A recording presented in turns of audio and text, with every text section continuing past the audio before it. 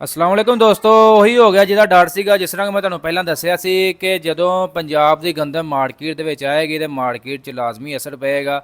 ਇਹ ਜੀ ਮਾਰਕੀਟ ਸਮਝ ਲਓ ਕਿ ਕ੍ਰੈਸ਼ ਹੀ ਹੋ ਗਈ ਹੈ। ਇਹ ਵੀ ਕੋਈ ਇਹ ਲਫ਼ਾਜ਼ ਗਲਤ ਨਹੀਂ ਹੋਣਗੇ ਅਗਰ ਇਹਨੂੰ ਕ੍ਰੈਸ਼ ਦਾ ਲਫ਼ਜ਼ ਦਿੱਤਾ ਜਾਏ ਕਿ ਮਾਰਕੀਟ ਕ੍ਰੈਸ਼ ਹੋ ਗਈ ਹੈ, ਤੇ ਬਿਲਕੁਲ ਜੀ ਮਾਰਕੀਟ ਕ੍ਰੈਸ਼ ਹੋ ਗਈ ਹੈ।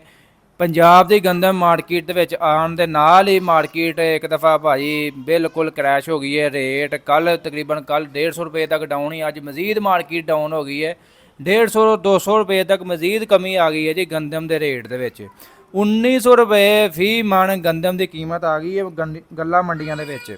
ਤੇ ਇਹ ਸੂਰਤ ਹਾਲ ਆਉਣੀ ਸੀ, ਜਿਸ ਤਰ੍ਹਾਂ ਕਿ ਮੈਂ ਤੁਹਾਨੂੰ ਪਹਿਲਾਂ ਦੱਸਿਆ ਸੀ ਕਿ ਇਹ ਸੂਰਤ ਹਾਲ ਆਏਗੀ, ਕਿਉਂਕਿ ਹੁਣ ਫਿਲਹਾਲ ਗੰਦਮ ਜਿਹੜੀ ਹੈ ਨਾ ਬੜੀ ਰੂਜ ਤੇ ਮਾਰਕੀਟ ਦੇ ਵਿੱਚ ਆ ਰਹੀ ਹੈ। ਹਰ ਤਰਫ ਗੰਦਮ ਨਜ਼ਰ ਆ ਰਹੀ ਹੈ। ਸ਼ੋਰੋ ਯਾਨੀ ਕਿ ਜ਼ਿਮੀਂਦਾਰ ਨੂੰ ਤੁਹਾਨੂੰ ਪਤਾ ਰੁਕਣਾ ਤੇ ਹੈ ਕੋਈ ਨਹੀਂ, ਤੇ ਨਾ ਹੀ ਉਹਨਾਂ ਕੋਲ ਕੋਈ ਅੱਗੋਂ ਕੋਈ ਸਾਰ ਨਜ਼ਰ ਆ ਰਹੇ ਨੇ। ਅਗਰ ਕੋਈ ਰੋਕ ਵੀ ਲੈਂਦਾ ਗੰਦਮ, ਕੋਈ ਮਹੀਨਾ ਡੇਢ ਮਹੀਨਾ ਰੋਕ ਲਏਗਾ ਤਾਂ ਫਰਕ ਕੋਈ ਨਹੀਂ ਪੈਣਾ। ਅਗਰ ਕੋਈ ਰੱਖੇ ਕੋਈ 4 5 6 ਮਹੀਨੇ ਗੰਦਮ ਰੱਖੇਗਾ ਤਾਂ ਫੇਰ ਕੋਈ ਅਸਰ ਪੈਣਾ ਵਾ, ਫੇਰ ਕੋਈ ਰੇਟ ਬਿਹਤਰ ਹੋ ਸਕਦੇ ਨੇ। ਤੇ ਜ਼ਿਮੀਂਦਾਰ ਕੋ ਬੜੀ ਵੀ ਬੁੱਕਤ ਹੋਈ ਤੇ 1 ਮਹੀਨਾ ਰੱਖ ਲਏਗਾ, 15 ਡੇਢ ਮਹੀਨਾ ਰੱਖ ਲਏਗਾ। ਇਸ ਤੋਂ ਜ਼ਿਆਦਾ ਜ਼ਿਮੀਂਦਾਰ ਨਹੀਂ ਸਬਰ ਕਰਦਾ। ਤੇ ਇਹ ਸੂਰਤ ਹਾਲ ਹੈ ਕਿ ਹੁਣ ਜ਼ਿਮੀਂਦਾਰ ਆ ਰਹੇ ਨੇ ਮਾਰਕੀਟ ਦੇ ਵਿੱਚ ਦੇਈ ਜਾ ਰਹੇ ਨੇ 1900 ਰੁਪਏ ਤੱਕ ਭਾਈ, 1850 ਰੁਪਏ ਤੱਕ ਵੀ ਲੋਐਸਟ ਰੇਟ ਜਿਹੜਾ ਵਾ ਗੰਦਮ ਦਾ ਮਾਰਕੀਟ ਵਿੱਚ ਲੱਗ ਰਿਹਾ ਫੀ ਮਨ 40 ਕਿਲੋਗ੍ਰਾਮ ਦੇ ਹਿਸਾਬ ਨਾਲ।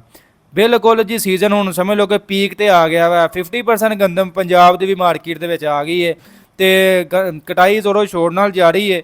ਤੇ ਜਦੋਂ ਹੀ ਗੰਦਮ ਕਟਾਈ ਹੁੰਦੀ ਹੈ ਜ਼ਿਮੀਂਦਾਰ ਭਾਜੀ ਭਜਦਾ ਵਾ ਮੰਡੀਆਂ ਵੱਲ ਨੂੰ ਕਿ ਜਾ ਕੇ ਗੰਦਮ ਵੇਚ ਕੇ ਕੋਈ ਨਾ ਕੋਈ ਜਿਹੜੇ ਸਾਡੇ ਆਧਾਰ ਚੜੇ ਨੇ ਉਹ ਲਾਈਏ।